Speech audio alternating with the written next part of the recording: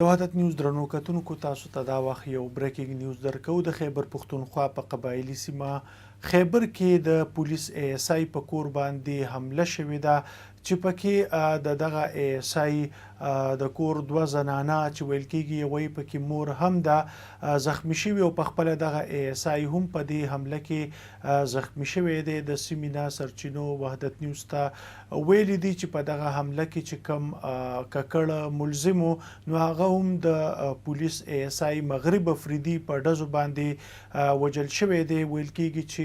دغه حمله کوونکي د نورو ملګرو سره په یو ځای باندې د باړې په اکاخیل سیمه کې د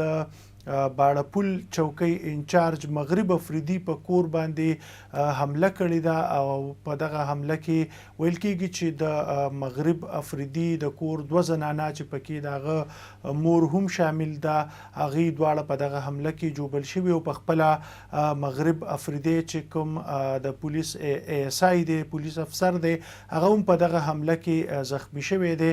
دغه درې واړه کسان ویل کېږي چې د علاج دپاره د پیښور هسپتال ته رسولې شوي دي. د سرچینو وینا ده چې د پولیس ای اس آی مغرب افریدي په جوابي ډزو باندې حمله کوونکی یو وجل شوی دی او نور کسانو په اړه باندې هم ویل کېږي چې په دغه حمله کې د دغه حمله کوونکي سره نور ملګري هم وو او د هغې د پولیس ای اس آی په کور باندې حمله کړې ده چې پکې دوه زنانه او دغه پولیس ای اس آی په خپله باندې جوبل شوی دی. وروستي ناتایده ریپورټونه وایي چې په دغه حمله کې چې کومه د ای اس آی مور ده نو هغه په حق رسېدلې ده خو بهرحال د دې ریپورټونو لا تر اوسه پورې کنفرمیشن نه دی شوی. موږ